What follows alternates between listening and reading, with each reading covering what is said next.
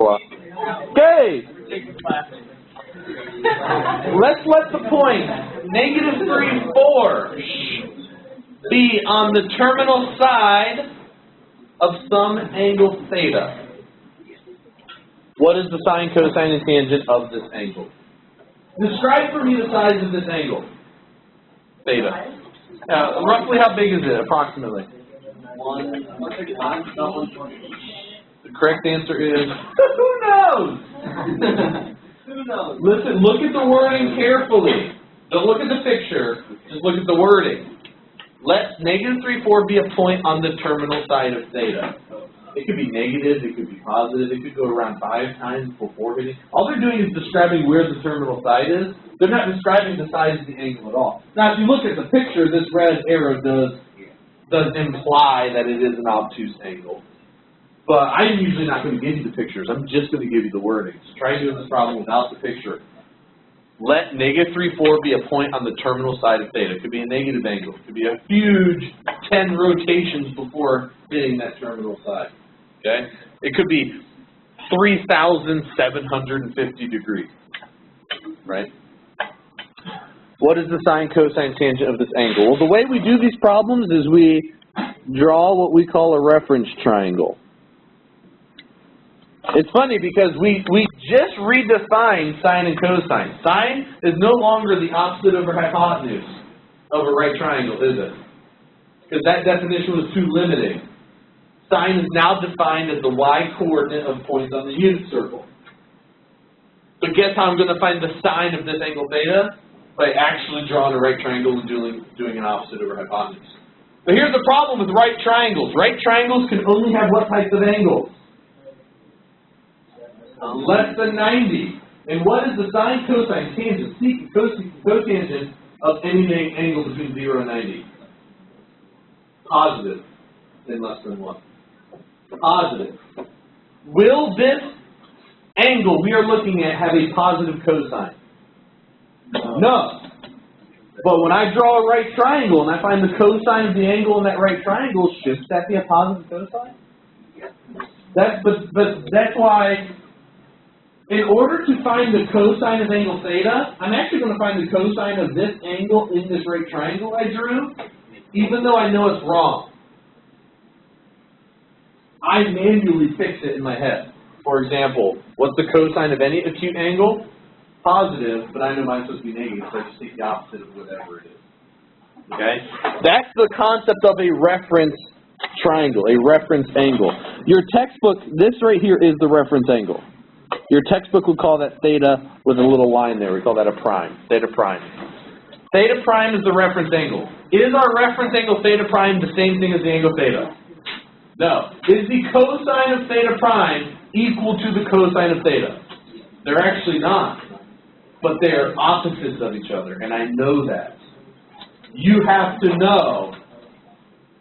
I'm actually going to find the cosine of theta prime, and I'm going to use adjacent over hypotenuse to do that. But I got to make sure my answer is negative, because we're in quadrant 2. Okay? So what we have is we have a 3, 4, and then we know the hypotenuse is going to be 5 according to the Pythagorean theorem. So the cosine of theta, well, according to this triangle, what is the cosine of my reference angle?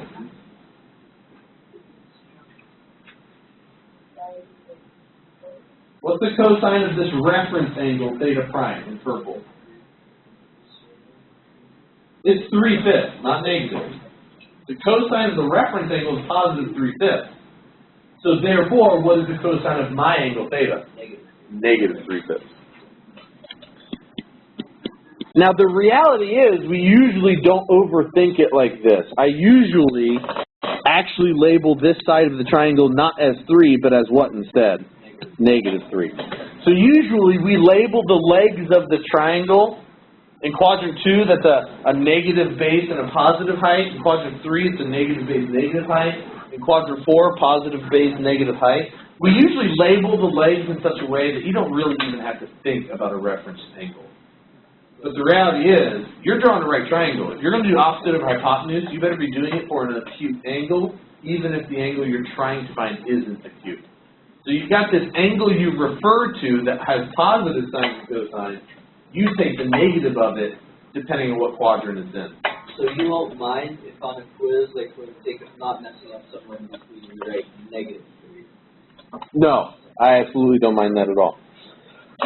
So what is the sign of theta? Notice I'm not saying the reference.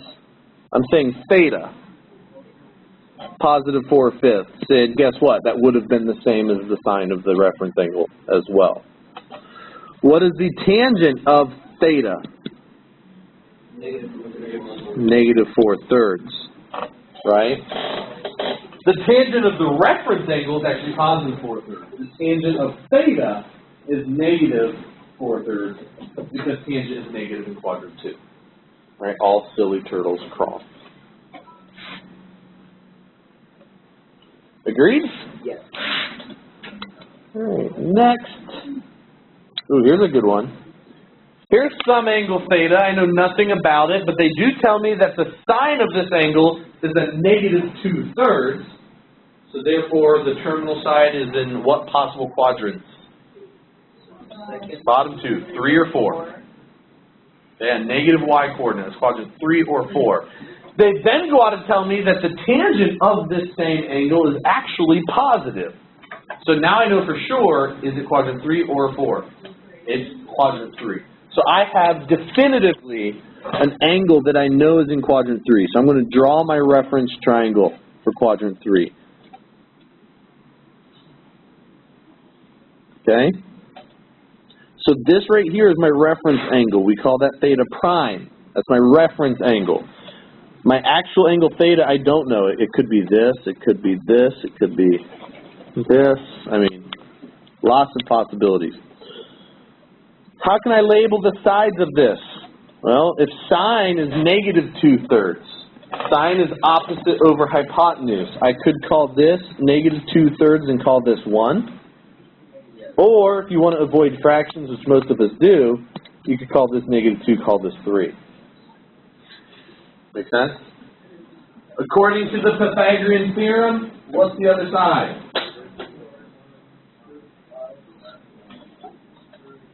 So I should label it like that?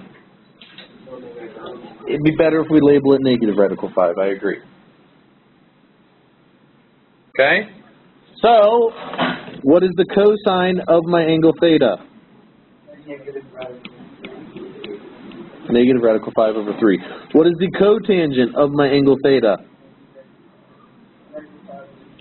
Positive radical 5/2. Very good. Adjacent over opposite. Well, okay, so let's answer, let me overcomplicate this. What is the cosine of the reference angle theta prime?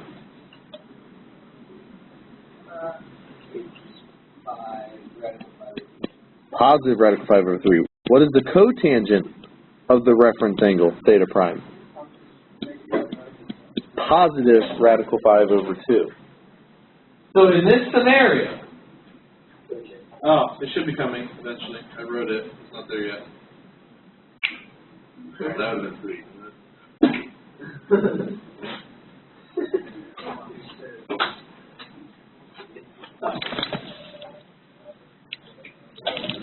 Okay. So theta is my angle. Theta prime is the reference angle. Cosine of the reference angle is going to be radical 5/3.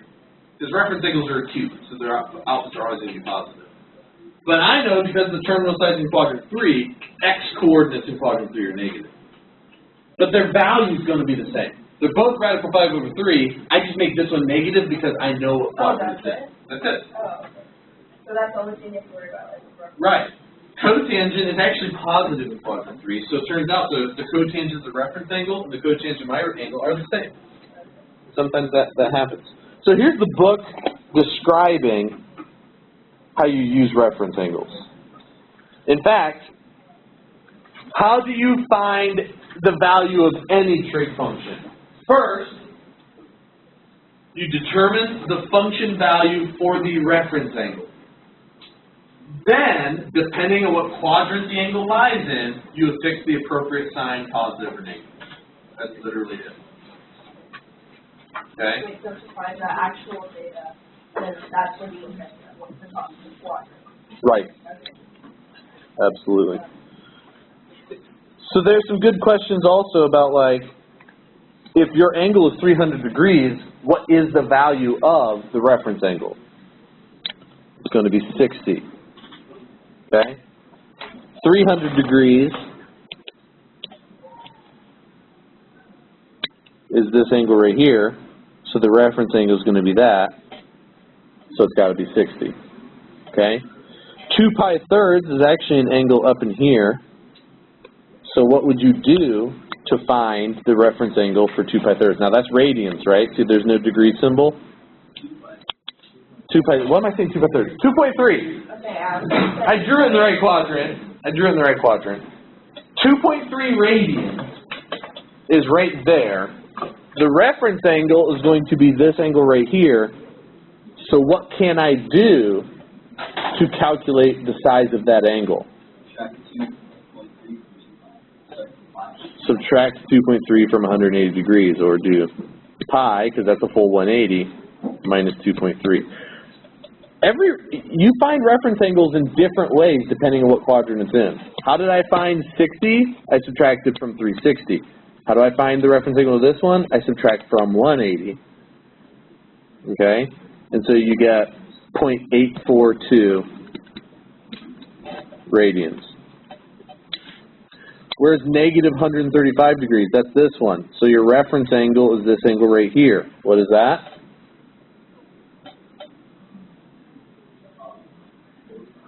.45 degrees. The method you use to find a reference angle is totally different for every single angle depending on how many times around it is, if it's negative, what quadrant it's in. There is no set rule of always subtract from 360 or always. You just got to draw the picture and then use your own logic and reasoning to figure out how to subtract and figure out what it is. Make sense? Good. Here we got a little time, right?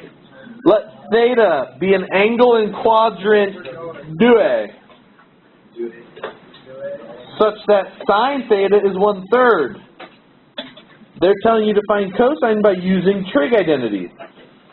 Well, in quadrant 2, should cosine be positive or negative? Negative. So I know, according to the Pythagorean identity, sine squared plus cosine squared equals what? So I can solve for cosine. I get 1 minus 1/9, so I get cosine squared equals 8/9. I square root both sides. When you square root, you get a plus or minus. But we know we have to pick the negative one because it's in quadrant 2. Could I have done the same problem by actually drawing the reference triangle? Yes. Here's the homework. We'll make it due Friday. Bye. Have a good one. Do it with your family.